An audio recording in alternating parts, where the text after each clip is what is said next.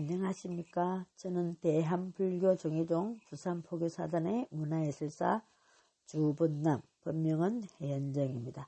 제가 이제까지는 법무사의 사찰 안내 10가지, 그러니까 법무사의 개요부터 후유정사 부도타까지 건물에 대해서 쭉 훑어봤습니다. 근데 제가 이제 오늘부터는 안내에서 빠진 백화에 대해서 설명할까 싶습니다. 그럼 오늘 준비한 것은 법무사 유련의 백화, 시무도에 대해서 안내하겠습니다. 같이 한번 읽어봅시다. 시무도는 불교의 선종에서 본성을 찾는 것을 소를 찾는 것에 비유하여 그린 선화입니다. 선의 수행 단계를 소와 동자에 비유하여 도해한 그림으로 수행 단계를 10단계로 하고 있어 시부도라고도 합니다. 중국 송나라 때 만들어진 보무행의 모구도와 가감의 시무도 등 두 종류가 우리나라에 전래되었습니다. 조선시대까지는 이 두 가지가 함께 그려졌으나 최근에는 대체로 가감의 것을 많이 그리고 있으며 주로 사찰의 법당백화로 많이 보사되고 있습니다. 중국의 경우에는 시부도 대신에 말을 묘사한 신마도를 그린 경우도 있고 티베트에서는 코끼리를 묘사한 십상도가 전해오고 있으나 우리나라에서는 찾아볼 수가 없습니다. 그리고 보명의 것은 소를 길들인다는 뜻에서 모구도라고 한 반면 가감의 것은 소를 찾는 것을 10가지로 묘사했다고 하여 시무도라고도 한 점에서도 차이가 있습니다. 그리고 보명의 것에서는 마지막 10번째의 그림에만 원상을 묘사하고 있는 데 대하여 가감의 것은 처음부터 마지막까지의 모든 단계를 원상 안에 묘사한 점이 다릅니다. 이 두 가지의 제목을 비교하면 다음과 같습니다. 보명과 가감의 시무도 제목을 비교해서 제가 내용을 적어 놨습니다. 각자가 한번 더 읽어보십시오. 그럼 제가 준비한 지금부터는 시무도에 대해서 하겠습니다. 이 시무도의 대체적인 내용은 처음 선을 닦게 된 동자가 본성이라는 소를 찾기 위해서 산중을 헤매다가 마침내 도를 깨닫게 되고 최후에는 선종의 최고 이상향에 이르게 됨을 나타내고 있습니다. 가감의 시무도를 각 단계별로 보면 다음과 같습니다. 첫째, 시무. 시무는 소를 찾는 동자가 망과 꽃비를 들고 산속을 헤매는 모습으로 묘사됩니다. 이것은 처음 발심한 수행자가 아직은 선이 무엇이고 본성이 무엇인가를 알지 못하지만 그것을 찾겠다는 의리로서 공부에 임하는 것을 상징한 것입니다. 두 번째, 견적.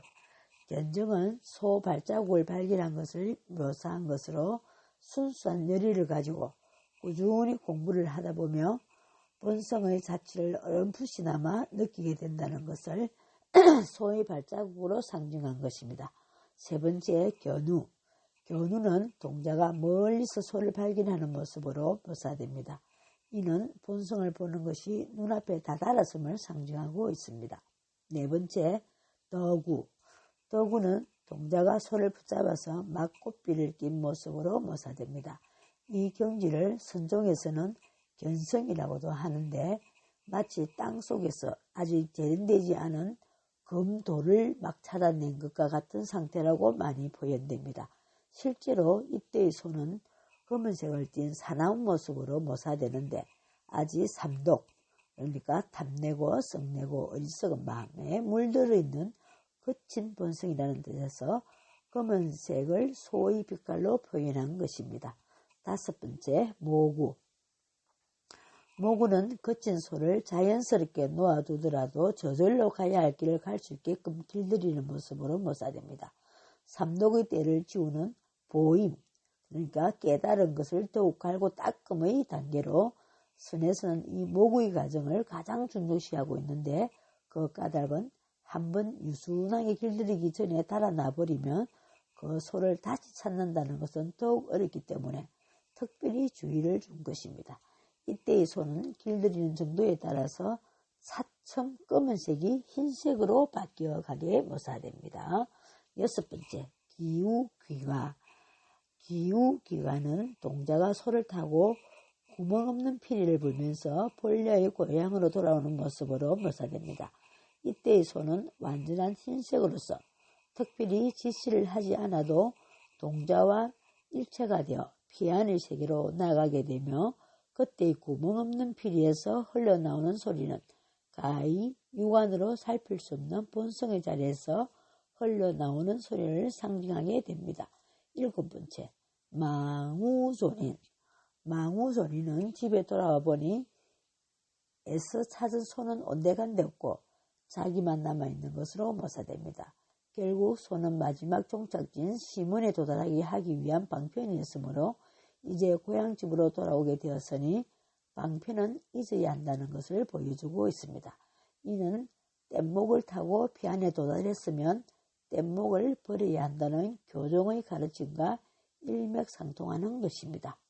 8번째, 인우구망. 인우구망은 소 다음에 자기 자신도 잊어버린 상태를 묘사한 것으로 텅 빈 원상만을 그리게 된답니다. 객관이었던 소를 잊었으며 주관인 동자 또한 성립되지 않는다는 주객 분리 이전의 상태를 상징한 것으로 이 경지에 이르렀어야만 비로소 완전한 깨달음이라고 일컫게 됩니다. 9번째, 반본환은. 반본환은은 이제 주위 텅 빈 원상 속에 자연의 모습이 있는 그대로 비치는 것으로 묘사됩니다. 산은 산으로, 물은 물로 조그마한 번뇌도 묻지 않고 있는 그대로의 모습을 볼 수 있는 참된 지혜를 상징한 것입니다. 마지막으로 10번째, 입전수수. 입전수수는 지팡이에 큰 포대를 메고 사람들이 많은 곳으로 가는 모습으로 묘사됩니다. 이때의 큰 포대는 중생들에게 베풀어줄 복과 덕을 담은 포대로 불교의 궁극적인 뜻이 중생의 제도에 있음을 상징한 것입니다. 그림으로 보는 불교 이야기 시부도, 선적 세계를 잘 드러내는 대표적인 선화가 시부도입니다. 소는 말없이 자기 할 일을 합니다. 묵묵히 나아갈 길을 가며 봉사하는 소의 과묵함과 쉼없는 정진력은 애로부터 불법에 자주 비유되었습니다.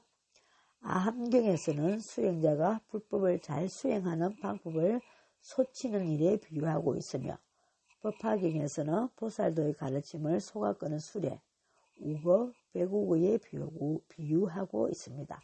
불법의 심오한 뜻을 소가 만들어내는 우유, 낙, 제호에 비유한 것은 널리 일반화된 일입니다. 선종에서는 소의 말없는 정진력과 저력 있는 생명력에서 오로지 한길 깨달음을 향해 정진하는 납자들의 본분을 볼 수 있었습니다. 논밭을 갈고 대지에 뿌리를 내리고 사는 일상 속의 소는 바로 행주좌와의 일상성, 그대로 청정한 불성의 세계를 찾던 선사들의 마음 그대로였습니다. 그래서 깨달음의 대의를 소를 통해 시각화한 것이 시부도인 것입니다. 시부도 또는 모구도라는 이름은 마음을 소에 비유한 뜻을 보다 구체적으로 드러낸 것입니다. 그리고 제가 준비한 것은 이상입니다. 끝까지 함께 들어주셔서 대단히